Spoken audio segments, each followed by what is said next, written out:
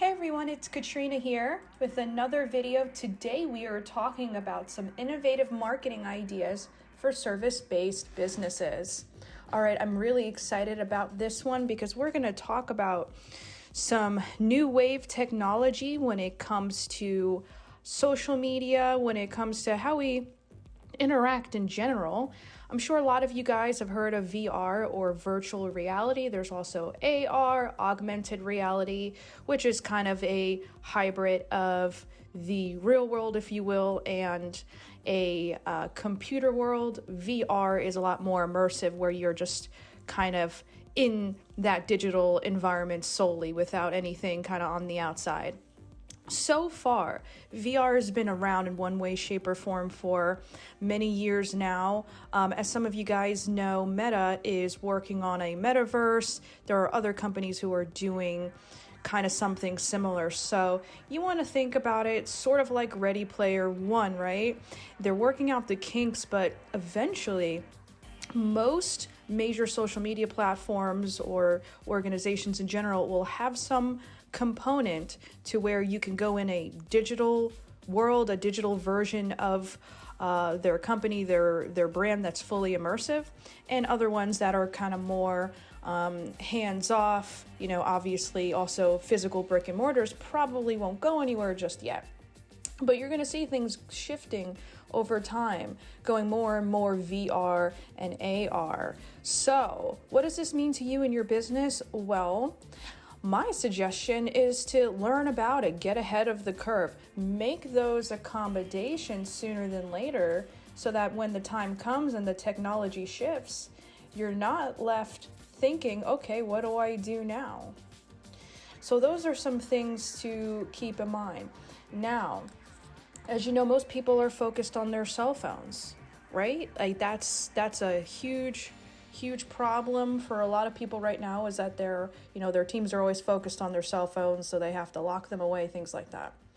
Well, eventually that VR world, that's exactly where they're going to access it, right? But also everyone's phones eventually is going to come with the capability of being able to put it in a headset and create some kind of VR environment. So these are all things that are more or less an inevitability where things are headed right now. Apple, which is one of the biggest companies out there, is spending millions and millions of dollars on this technology. They are usually at the forefront of new tech. So if they're pushing it, chances are you might be a few years away or more or less, but eventually you're going to get there if Apple is promoting it. They have a very, very good success record as an innovator. Whether you like them or not, that is a fact. So, how can VR and AR apply to a marketing campaign? And this is all just very new. So there are lots of other applications I'm sure that we could get into. And if you guys have some cool ideas for this, definitely let us know in the comments or send us a message. So here are thoughts when it comes to a potential VR campaign for, let's say, real estate. So let's say you're a real estate agency who wants to get into VR. Maybe you have virtual property tours. That would enable people to explore homes remotely without having to have your agent show up there in the real world necessarily. Now, obviously, that's not going to replace going in there in person if you're buying a house, right? More than likely, they may want to go there. But you have people who, are traveling out of state. We're here in Florida. A lot of people from New York, New Jersey, Chicago, things like that, they come here to retire or to own a home because it's very expensive in other places of the country. What if you send them pictures or videos on your cell phone? Well, if you have a good smartphone or maybe a DSLR camera, it would probably look decent, but it's a whole different experience if you're immersed in it.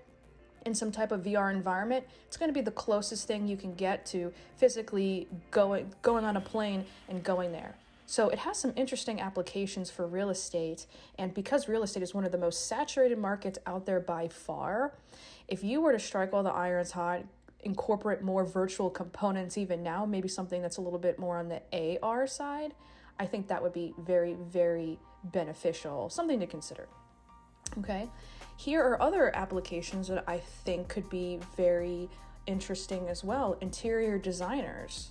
right? Interior design is a medium where a lot of it you have to kind of, build the concept of what it could be.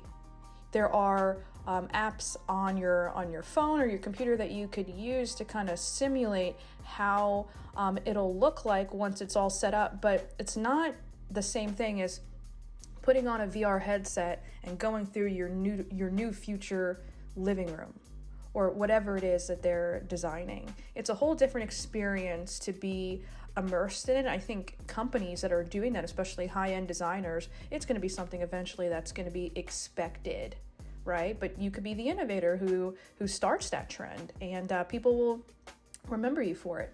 So again, just some things to consider. Social media sites are also adding their own VR, as we were saying earlier. So there's going to be whole marketplaces where you have to be in this digital environment to experience it, and it's going to promote different kinds of offers to you that you can't get anywhere else. So look out for that. I would definitely do some research when it comes to things that Facebook is doing with VR, but there are other companies behind the scenes that are definitely looking into it for sure. Essentially, if Facebook's saying, hey, they want to do it, there are companies who want to beat them to the punch, right? So I would say expect that sooner than later. And you can also utilize different tactics for YouTube, not necessarily VR content on YouTube, right? It's not going to have the same kind of effect, but I'm thinking kind of more in terms of production quality on YouTube. Now, we mostly go for a volume-based model when it comes to YouTube. We don't do a lot of things that are cinematic. That being said, if we did, release maybe a documentary on YouTube, those are doing very popular, or something that is a deep dive behind the scenes of the industry. I like documentary type style because you get to learn while being entertained.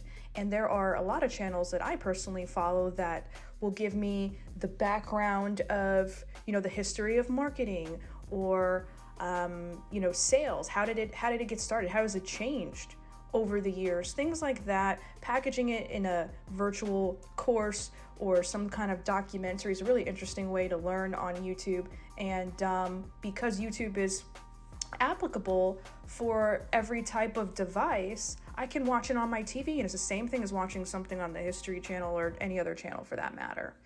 So those are things to consider. At the end of the day, you want to stay ahead of the curve and study the competition and kind of take some things that they're doing, but make it your own. So this might be a cool thing to look into for you guys. I'm curious what your thoughts are.